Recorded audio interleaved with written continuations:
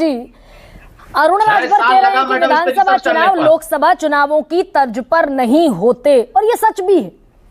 तो हम 3 बरस पहले ये जो आकलन कर रहे हैं कि अखिलेश यादव का पीडीए चल गया, पिछड़ा दलित अल्पसंख्यकों ने वोट कर दिया, भर कर दिया, सामान्य श्रेणी की जो सीटें थी उन पर भी दलित कैंडिडेट्स जीत गए।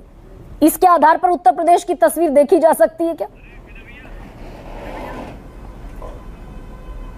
देखिए, इस वक्त जिस बात की का एनालिसिस हो रहा है वो तो सही है। अगर आप लोकसभा के चुनाव के नतीजों के मद्देनजर देखें तो निश्चित रूप से ये कार्ड चला, दलितों का वोट समाजवादी पार्टी के पक्ष में गया।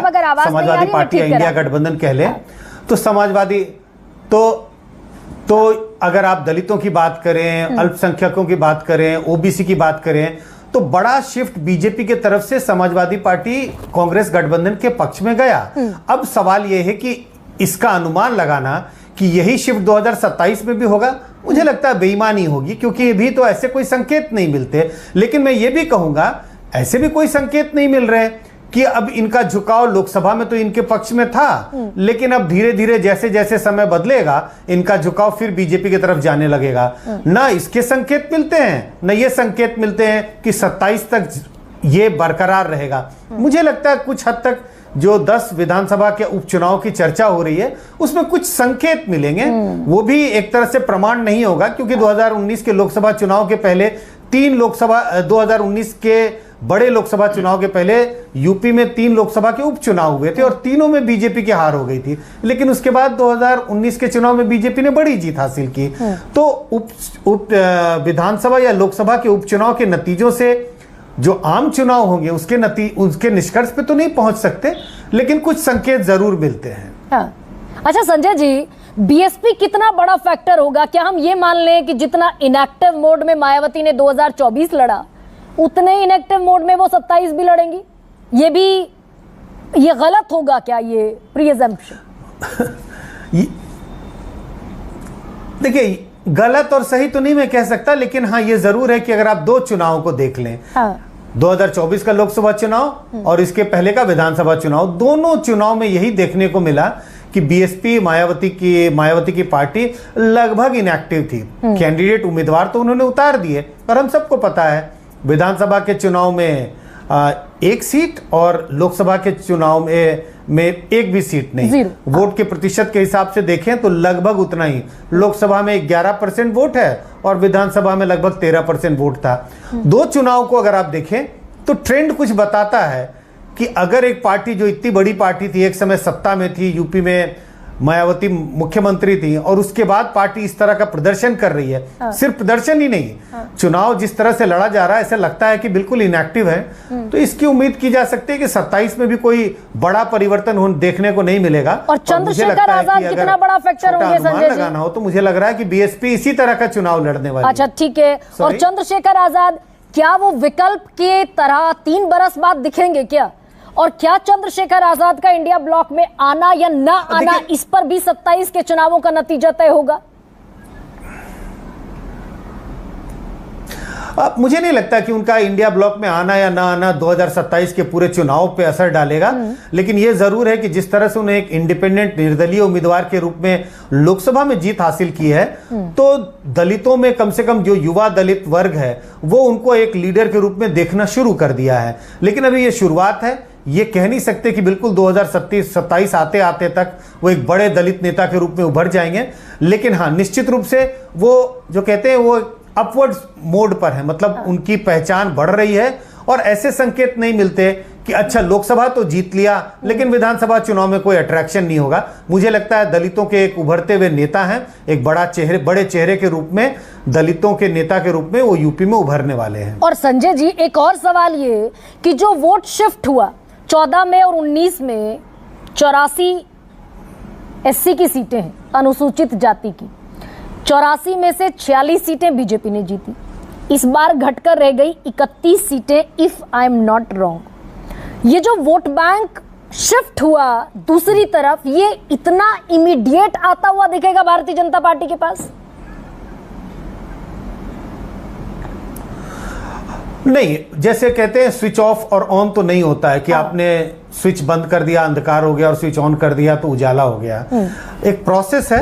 मुझे लगता है इस वक्त दलित वोट बीजेपी से के तरफ से शिफ्ट होकर इंडिया ब्लॉक में आया। ये देश भर में ऐसा देखने को नहीं मिलता, लेकिन कुछ राज्यों में बहुत स्पष्ट है।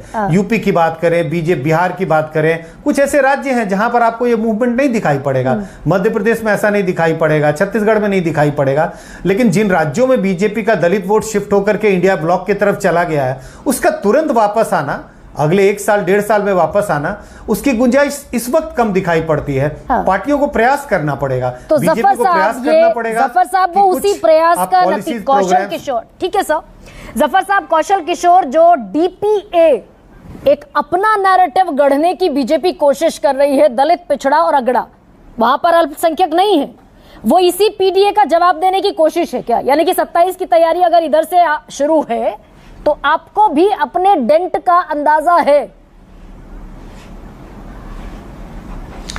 देखिए, संजय जी ने एक बात कही बहुत साफ लफ्जों में कि कुछ स्टेट्स में कुछ चीजें इंपैक्ट की है, लेकिन ओवरऑल आप देखिए तो सबसे बड़ी पार्टी भारतीय जनता पार्टी है 240 सीटों के साथ।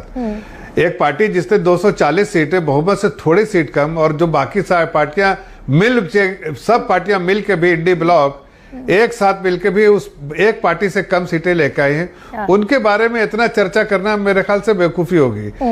एक पार्टी जो अपने आप में सक्षम है सरकार बनाने के लिए दो अपने घटक दल के साथ, और एक ऐसी कि सारे साथ आ गए, उसके बावजूद भी वो नहीं बना सकती है किसी भी हालत में। तो मुझे लगता है कि, और दूसरी बात मैं आपको बताना चाहता हूं, आप लोग अक्सर जो बात करते रहते हैं कि एनडीए ब्लॉक में ये, अरे भाई आप इंडी ब्लॉक में देखिए, इंडी ब्लॉक में ये जो आप दिखाते हैं कि 233 सीट और 235 सीट, वो एक्चुअली है नहीं, ये बिखरी हुई ब्लॉक है, और आगे आने वाले दिनों में और बिखर जाएगा। आपने देखा कि दिल्ली में क्या हुआ, आपने देखा वेस्ट बंगाल, आपने ममता बनर्जी को आपने देखा किस तरह के तेवर वहां कांग्रेस के लीडर अधीर रंजन और ममता बनर्जी की से आपस में किस तरह से क्लैश होते हैं, लेकिन जफर साहब, उत्तर प्रदेश में इस बार चुनौती है क्या? कोसते हैं उत्तर प्रदेश में। आपने 17 में जिस नंबर का जिक्र किया 312, मैं नंबर अरे बहुत समय है, देखिए 312 से वो घटकर पहुंचा 251, तकरीबन 70 सीटों का नुकसान। समाजवादी पार्टी 47 से 105, तो एंटी इनकम्बेंसी भी है, पीडीए का भी सपोर्ट है। अरे करीमा जी, आप चिंता मत कीजिए, हम 327 सीट बोला है, हम अपने 2027 में 327 सीट लेकर आएंगे, पक्की बात है। 347, और ये सब बातें जो है छोटी मोटी पार्टियां जो है जो 27 327, अच्छा 327, तो यस। और मैं ये आपको बताना चाहता हूं कि बाकी पार्टियां जो है एक दूसरे के कंधे पे चढ़ के ही सीट ला सकती हैं, एक दूसरे के सपोर्ट से, बैसाखियों से। भारतीय जनता पार्टी अपने आप में 240 सीट लेकर आई है 224 में, तो उनके बारे में जरा चिंता कीजिए, जिनको एक का सहारा खत्म हो जाए। देखिए फॉर इंस्टेंस दिल्ली में दोनों अलग अलग पार्टियां हो गई, और चेहरा बंगाल में दोनों अलग अलग पार्टियां हो गई, 327 सीट और चेहरा योगी आदित्यनाथ का। ये इस बार योगी आदित्यनाथ का चेहरा बदलेगा? नहीं, बिल्कुल वही रहेंगे। अच्छा, 2027 में लड़ेंगे, और हम उन्हीं के अगुवाई में और प्रधानमंत्री जी के नेतृत्व में हम जीतेंगे वहां पर इलेक्शन। कोई इस तरह की चर्चा जो है अननेसेसरी का चर्चा जिसका कोई आधार नहीं हो, करने का कोई मकसद नहीं होता है। ये हमारे हमारे लोकप्रिय नेता हैं, वहां के मुख्यमंत्री हैं, और वो पद पे हैं और वही पद पे रहेंगे। ठीक है मनोज सिंह काका, इश्क के इम्तिहान और भी हैं, और यही आप